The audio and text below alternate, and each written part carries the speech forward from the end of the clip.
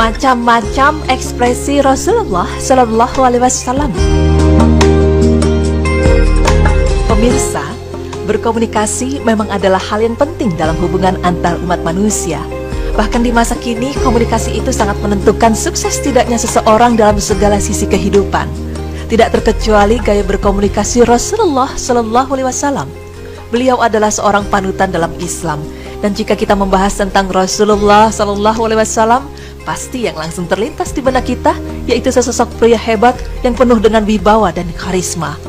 Rasulullah Shallallahu Alaihi Wasallam merupakan seseorang yang paling dihargai oleh umat-umatnya ketika beliau sedang memberi nasihat. Karena gaya bahasa dari Rasulullah Shallallahu Alaihi Wasallam itu berbeda dengan gaya bahasa orang-orang lain. Beliau juga seorang komunikator yang handal dan sepantasnya untuk kita tiru.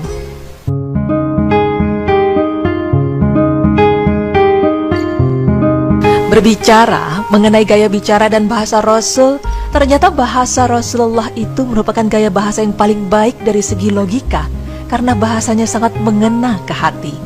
Rasulullah selalu berbicara dengan mudah, sopan, serta lemah lembut. Kenapa?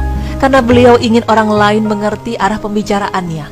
Beliau juga sangat menjaga perbedaan-perbedaan di antara umatnya dengan menjaga setiap perkataan dan ucapannya, sehingga tidak menimbulkan kesalahpahaman di antara mereka. Rasulullah Shallallahu Alaihi Wasallam juga pandai dalam menempatkan diri ketika berbicara dengan orang lain, sehingga kata-kata yang dilontarkan sangat pas momentumnya. Terkadang ketika beliau berbicara bisa terdengar lembut, namun ketika di atas mimbar, beliau bisa berapi-api dan tegas dalam pidatonya. Rasulullah memang tidak hanya itu pemirsa, jika kita sebagai manusia suka membicarakan segala sesuatu yang tidak penting untuk dibicarakan, justru lain jikalau ada orang yang mau menghitung intensitas berbicara Rasulullah Shallallahu Alaihi Wasallam, niscaya ia akan bisa menghitungnya. Dan jika beliau sedang berbicara, orang-orang yang duduk di majelisnya akan mengangguk-angguk seolah-olah di atas kepala. Pemirsa, tidak ada satupun umat manusia yang hidup di dunia ini yang tidak pernah bersedih. Bahkan Rasulullah Shallallahu Alaihi Wasallam pun pernah merasakan kesedihan. Pernah ketika itu Rasul ingin berziarah ke makam ibunya, lalu sesampainya di sana beliau pun menangis melihat makam ibunya. Bahkan orang-orang yang ada di sekitarnya pun ikut menangis. Dari kisah tersebut, Rasulullah memang menangis, tapi beliau bersedih tidak sampai mengucurkan air mata yang banyak, bahkan sampai sesenggukan dua pahanya. Pemirsa, mengekspresikan apapun di dalam kehidupan ini memang boleh-boleh saja. Namun hanya saja, jangan sampai kita mengekspresikannya terlalu berlebihan atau sampai jauh melewati batas.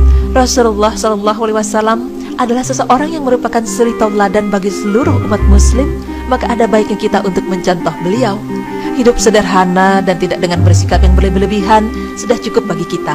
Karena jika kita terus-menerus mengikuti nafsu dunia semata, maka tidak akan ada habisnya. Sebagaimana sabda Rasul, makanlah dan minumlah, berpakaian dan bersedekahlah, tanpa berlebihan dan tidak sombong. Hadis riwayat Ahmad.